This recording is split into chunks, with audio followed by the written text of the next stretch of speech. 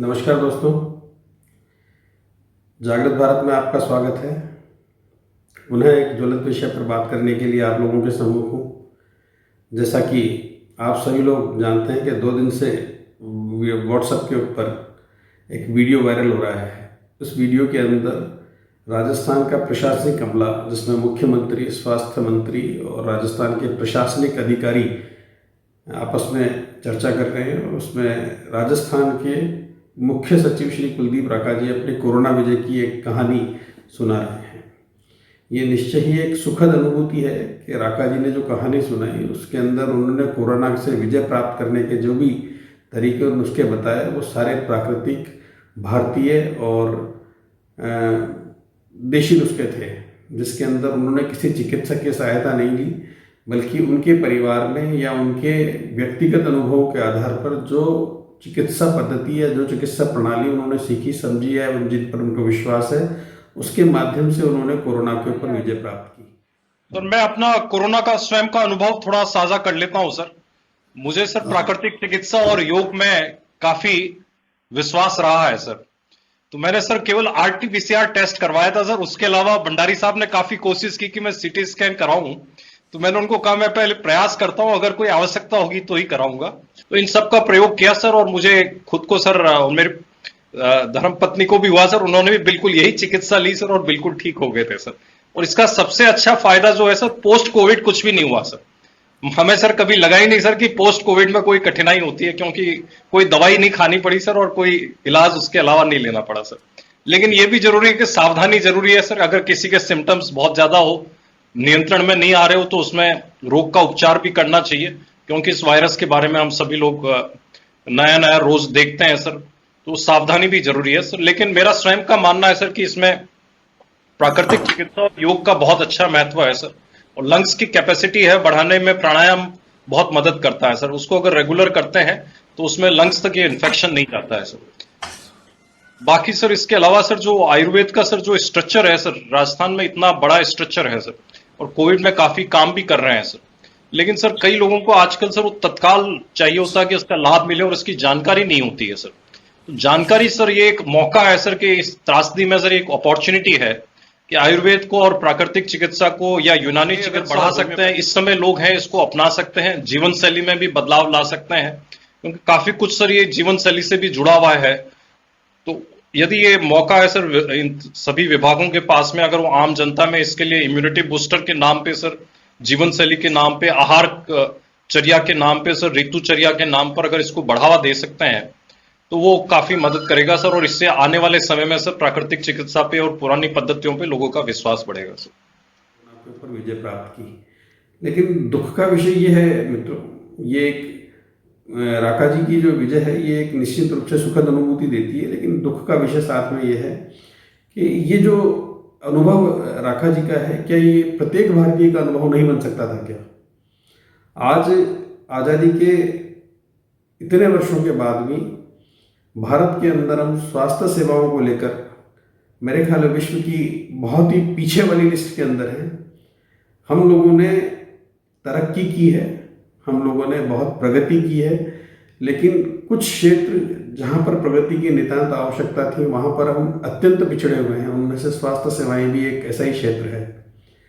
आज जब कोरोना पूरे विश्व के अंदर छाया हुआ है और कोरोना महामारी ने पूरे विश्व को जकड़ा हुआ है, तो हम अपने आप को दिलासा देने के लिए या अपने आप को संतुष्ट करने के लिए ये कह सकते हैं कि पूरे विश्व के अंदर कोरोना ने जो है वो गजब की बर्बादी की है। और उसमें हमारा अकेला देश नहीं है, बड़े बड़े विकसित देशों के अंदर भी बहुत जनमानस का गहरा नुकसान हुआ है।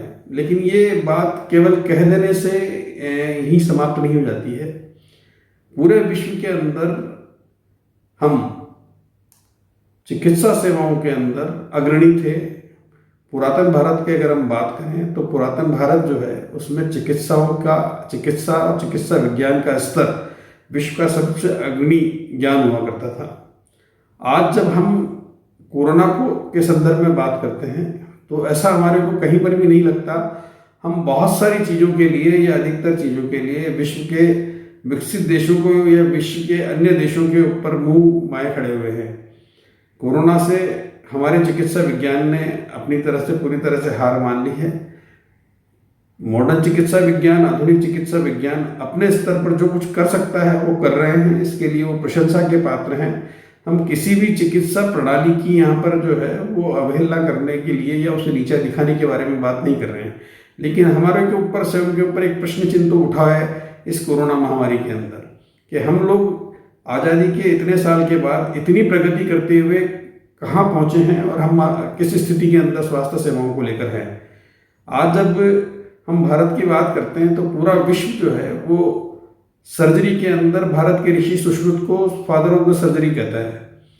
इसका ये मतलब निश्चित रूप से हम निकाल सकते हैं कि भारत अपने पुरातत्व समय में, भारत अपने पुरातन काल के अंदर विश्व का सिरमौर था चिकित्सा प्रणाली और चिकित्सा सेवाओं के अंदर भी। लेकिन हम लोगों ने अपनी चिकित्सा प्रणाली को और अपनी चिकित्सा सेवाओं को दूसरे चिकित्सा सेवाओं के नीचे दबा दिया। आज जर्मनी जो है वो भारत के ग्रंथों को ले जाकर उसके ऊपर शोध कर रहा है, भारत की चिकित्सा प्रणालियों के ऊपर जो है वो शोध कर रहा है। और हम वो जब चिकित्सा प्रणाली वहाँ से जर्मनी से या अमेरिका से या पश्चिम देशों से आती है तो उसको सहर्ष स्वीकार करते हैं और उसके अंदर बड़ा गर्व का अनुभव करते हैं। जबकि आयुर्वेद चिकित्सा पद्धति भारत के अंदर पली, भारत के अंदर पैदा हुई, भारत के अंदर बड़ी हुई, भारत के एक एक जनमानस के अंदर, भारत के गाँवों में, ढाणियों में, भारत के एक एक घर के अंदर रची हुई है, बसी हुई है। आज से कुछ वर्षों पूर्व का एक संस्मरण मुझे याद आता है।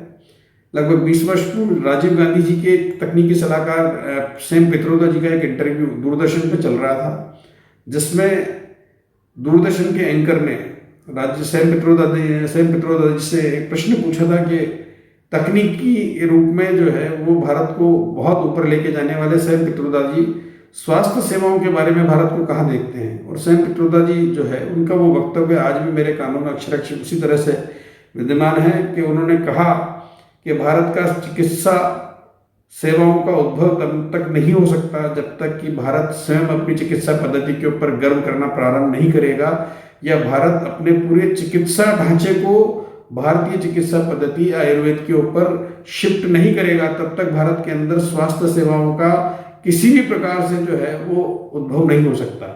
ये बात बहुत ही महत्वपूर्ण बात है जो कल पुनः मुख्य सचिव के वक्तव्य से या मुख्य सचिव जी के संस्मरण से पुनः जीवित होती है।